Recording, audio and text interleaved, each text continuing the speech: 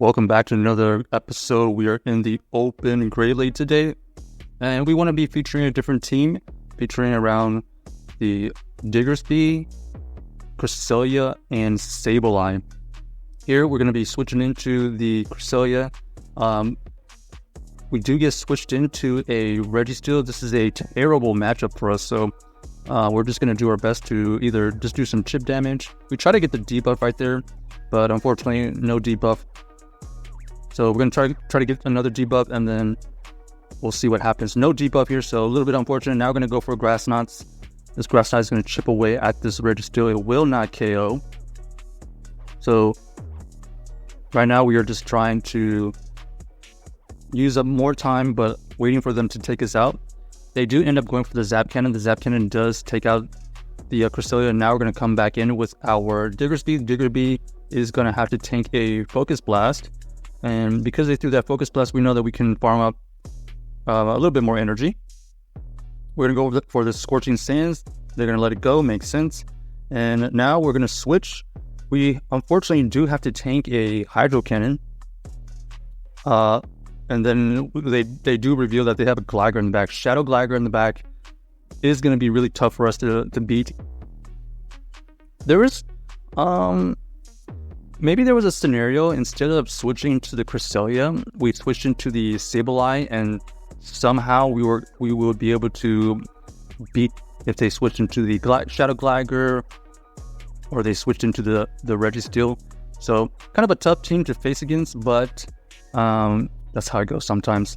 On to the next one. Let's see if we can string together some wins here. Once again, if you haven't realized this is kind of a ABB team. So essentially you have the Diggersby kind of afraid of the fighters, and then you have two counters to the fighters with Cresselia and Sableye. Here, it was kind of a neutral matchup. They do decide to switch out, which is great for us because now we have to go into our Sableye because we don't want this Sableye matched up against that Ninetales. So we come in with the Sableye, we tanked a little bit of damage, and we're going to tank this next move here, not only because we are going to be able to survive, but we want the least amount of energy given to that Ninetales. So that Ninetales does come back in. It gets one charm off, but we get our move off beforehand, so good chip damage. And now we go for the combo play. Just in case they had a move, they have to decide if they want to shield or let it go. They decide to shield. And now we know that they kind of want this Ninetales alive, so we're going to pressure them with another Scorching Sands here. They do double shield, so we immediately switch out because we know that they are trying to keep that Ninetales alive with the double shield. And we are met with the Carbink. This Carbink here is pretty tanky, but we are able to have a Cresselia that does super effective Grass Knots. So at least we have that going for us. Here, we're going to shield the first one. And honestly, we might end up just shielding twice just to get as much energy as possible so we can throw that energy back at that Ninetales. Here we're contemplating whether we want to shield or not. We decided double shield, and we decided to go up to 100 energy. So we're going to throw this Grass Knot here. We have another Grass Knot ready, and that's exactly what we're going to do. Because it's Shadow Ninetales, this should be able to KO, and that is exactly why we did that. So GG's to our opponent right there. On to the next one. Let's see if this team here still is relevant. The Diggersby Cresselia core, pretty common, but also pretty strong. And so we're just basically trying to avoid like Azumarill. So here, this Frostlass is a terrible matchup for us because it does pretty well against our entire team. This Frostlass, we pretty much only have the Sableye to counter it. So we decide to stay in, and let's see if they decide to shield. So we do get a shield out of that situation, and we immediately go into our Sableye, which they immediately counter with the Greedent, and then we actually counter swap again into our Cresselia. So we're trying to avoid these debuff crunches. First crunch goes through, does not debuff, so we avoid the first one. We do get off a Moonblast. We don't get the debuff. They're going to go for another crunch here. We avoid the debuff again, so we are getting extremely lucky right now. Let's see if we get the debuff. No debuff on there, so 2 Moonblast does not take out this Greedent, but it is going to force them to use some energy. So because they used the Body Slam right there, we're going to try to farm them down. We do have to tank 1 Crunch, but they actually revealed that they have a Diggersby in the back as well. So this is horrible. Very bad for Sableye here. I don't even think 2 shields on the Sableye is going to be enough. We'll see. We do shield the first Scorching Sands, which is great. We're going to have to use 2 shields anyway, so we decide to not throw on CMP. We're going to just try to get as much energy as possible. Maybe they'll make a mistake. They switch out on unnecessarily. Looks like they know what to do, so that is GG's. We're not going to be able to win this right here. Diggersby in the back is just a huge counter to the Sableye. So yeah, the Frost-Dust lead is kind of tricky. I think we played it as well as we could, sacrifice the front, and then try to gain energy with the Sableye, but then they realized that they had the 2 counters to the Sableye, so well played by them. In fact, they actually were running double normal. So anyways, next game here, our opponent goes into the Gelatin, so we go into our Sableye. We're going to show this first one. We believe it could have been Shadow Balls, so we just invested the first shield, and now that they let that go, we're going to farm it down. So they must have a pretty good counter to this Sableye. Yep, makes sense. Looks like they're going to come back in with their Steelix here, try to debuff us.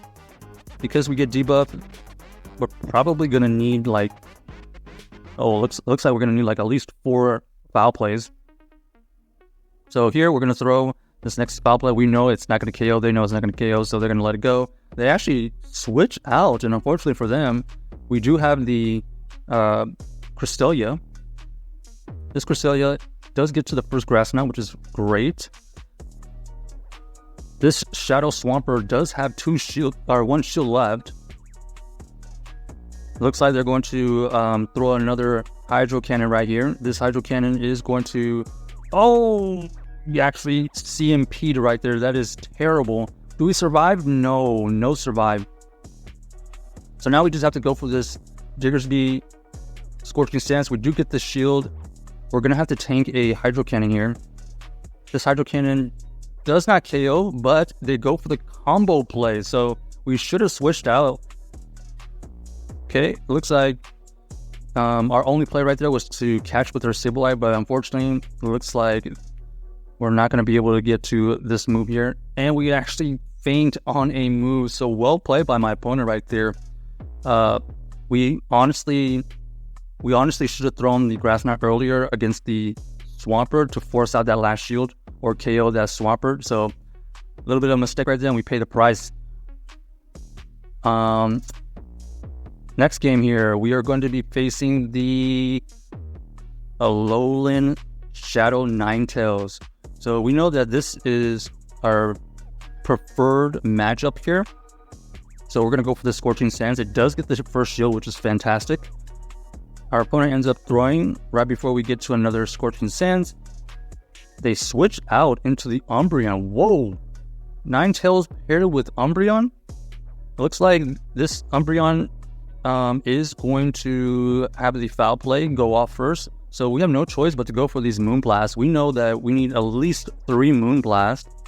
So at this point, we're conceding the switch because they are going to outpace us. But we're hoping we are able to get this Umbreon low enough so that we can farm it down with something. Looks like they were aware. They actually shielded that Umbreon to keep it alive. And now we have no choice but to probably come in with the Diggersby here. This Diggersby is going to have to take out this Umbreon. So we have to tank this foul play. And then we're going to throw our move. Okay, it looks like we have to throw our move at this Ninetales anyways, because we needed to take it out.